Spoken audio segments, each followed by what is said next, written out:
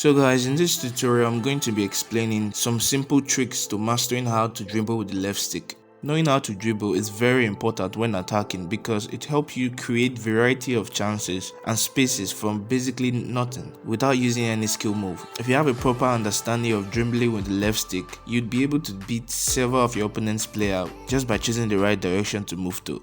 Though mastery of this comes with practice over time, in this video I'll be explaining with some scenarios ways to master the left stick dribbling as quickly as possible. So if you're new to the channel and you dig this kind of comprehensive FIFA 22 tutorial, please make sure you smash the subscribe button down below and turn on the notification bell so you get notified when other tutorials like this are uploaded to the channel. And quickly, if you want to buy cheap FIFA 22 coin, make sure you check out whatsgaming.net. It's a secure site where you can purchase FIFA coin at a good rate, and if you use my code FIFASAGE you get 10% discount on your purchase. The link's in the description. So guys, let's skip right into the video. I know there are some gamers that still use the D-pad to control the direction of their player instead of using the analog stick. My advice is, if you really want to have full control of your player's movement, you need to use the analog stick because you get a lot more freedom when using it, and turning while dribbling is a lot more fluid while controlling your player. So if you have the habit of using the D-pad to control your player's direction, please try and practice using the analog stick if you really want to improve.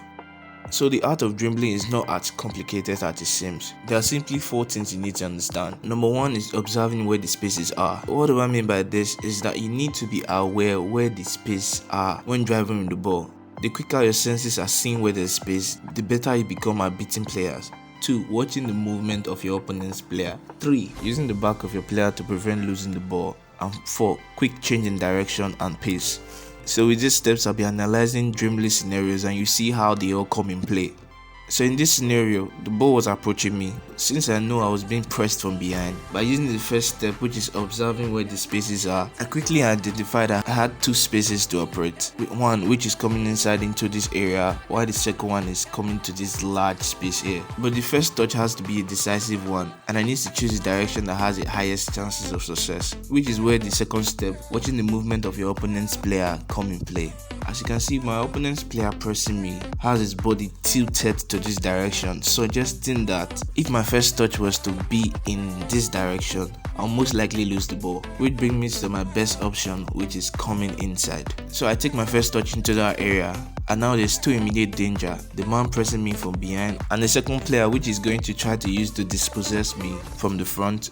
This brings us down to the third step, using the back of your player to prevent losing the ball. Having that in mind, the only person that can actually do me any damage now is this guy, because this other defender is at the back of my player and there's no way he's going to win that ball if I keep moving in that direction I'm in. So I change course a little while still backing the player pressing me from behind, and at this point I've successfully baited this defender to move out of position to try and press me.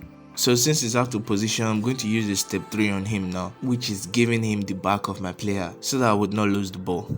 So immediately charges in, I make a quick circular turn, and then there is space, which brings us down to our final step, which is change in direction and pace. In this case, we're switching up the pace to cover the ground. So I quickly sprint into that space, leaving this guy completely beaten. When I talk about observing where the spaces are, I'm not talking about you playing it safe and running into spaces which are not valuable to your attack. I could easily create several chances by running into this space. I could make 3 easy through passes to this guy, or this guy. So most times the dangerous runs are what pays off. So always look for the spaces that will do the most damage. In this case, running into here. It would have been difficult if the cursor was on this player, but he made the mistake of trying to charge at me with this player because that makes coming into this direction a lot easy. I just need a sharp turn in and I'm off. To do a sharp turn like this, you need to hold down the L1 and then the direction you want to move into. When it comes to dribbling with the left stick, using the L1 is very important because by activating the strafe dribbling just by tapping the L1, it helps you make really sharp and decisive turn.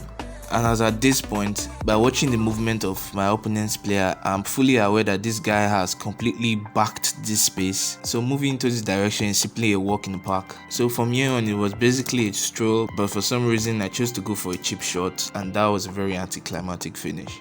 So I hope you guys are observing how all the steps come together and how I'm applying them and using them as a unit. You can make variety of openings in your opponent's defense just by moving one player.